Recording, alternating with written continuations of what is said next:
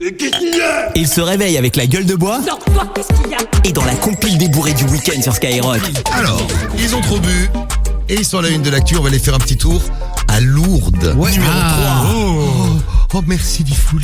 Oh oui, Oh, il est con celui-là, il est vraiment content. con. Non mais je vais t'offrir un petit voyage à Lourdes. Ah bah avec plaisir. Je sais que ça te fait plaisir pour ton anniversaire. Et il faudrait que tu fasses un tour toi aussi. On ira ensemble si tu veux. T'en aurais bien besoin là des fois. On va faire un tour à Lourdes.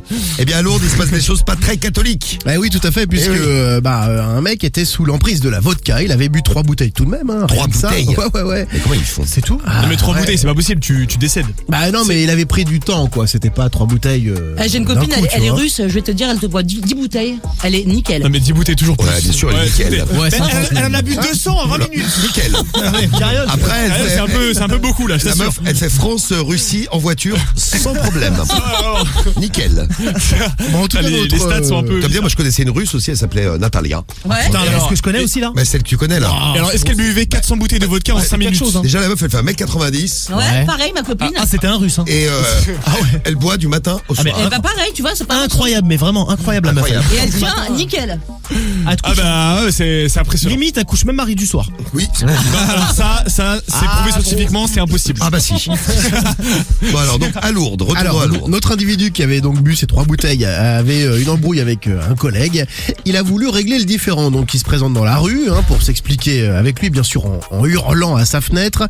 Il n'obtient pas de réponse, le collègue ne sort pas et il se dit je vais m'en prendre à sa voiture. Le problème c'est qu'il ne sait pas quelle est sa voiture, donc il a décidé de ne pas faire de jaloux. Il a crevé tous les pneus des voitures qui étaient stationnées dans la rue. Ah pour être sûr de tomber sur la bonne. Voilà, donc ça fait quand même 40 voitures. Ah, t'imagines. 4 x 4, 16, 160 pneus crevés. Il a été bien sûr interpellé. C'est un champion quand même. Ah, c'est un champion. Parce qu'après avoir bu 3 bouteilles de vodka, arriver à crever les pneus de 40 voitures, J'avoue. Ah faut le faire, faut quand même tenir le choc. Comme quoi, on ne boit pas que de l'eau bénie à Lourdes. On va aller faire un tour à Rouen là. Numéro 2. Eh bien, à Rouen, il y a un homme de 24 ans qui était arrêté parce qu'il jetait des barrières dans la Seine depuis le pont Corneille. Si vous êtes à Rouen, vous connaissez le pont Corneille. Ouais. Le mec prenait des barrières, plouf, dans la Seine. Alors pourquoi? Il sait pas. Il sait Non pas. bah je pense qu'il n'y a pas de bonne explication de toute façon. Il a été repéré à 23h30 par des agents derrière les caméras de surveillance de la ville qui ont halluciné de voir un mec jeter des barrières.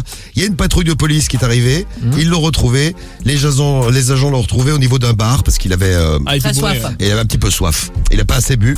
Rue de la République, il a reconnu les faits en justifiant j'étais juste énervé. Voilà, il était énervé, il jetait des barrières dans la Seine.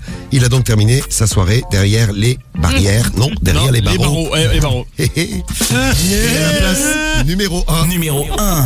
Allez, on va tout près de Vesoul, une bonne soirée alcoolisée. Un homme décide d'aller au commissariat parce que il vient de se faire voler sa voiture selon lui. Donc il est emmerdé, il arrive, il titube, il est 2h du matin et donc il sonne au commissariat, on lui ouvre et il fait une déclaration. Il dit voilà, on m'a volé ma bagnole. Pareil, le lendemain, déclaration à l'assurance, tout.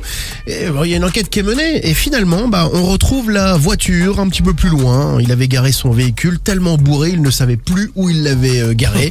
Et donc, voilà, comme il l'a retrouvé plus, il se dit, je vais me la déclarer volée, je vais me la faire déclarer volée, puis comme ça, je vais en avoir une autre. Voilà. Il a été poursuivi pour dénonciation mensongère, tentative d'escroquerie à l'assurance. Il a finalement été relaxé à la fin. La justice a été gentille. Relaxé. Relaxé. Putain, j'ai un pote, il lui est arrivé la même, il a perdu sa voiture, il a mis 3 semaines à la retrouver, gros, sur Paris. C'est ouf. ça. Il était bourré, il est sorti bourré de soirée, il savait plus où il était. Pendant 3 semaines, il tournait, gros. Je sais plus où il était. Bah, Ah, il était bien bourré lui. À la limite, ouais. ça lui a laissé le temps de dessouler, c'est pas plus mal. Ouais. Merci Rémi pour la compile des bruits du week-end. Ouais.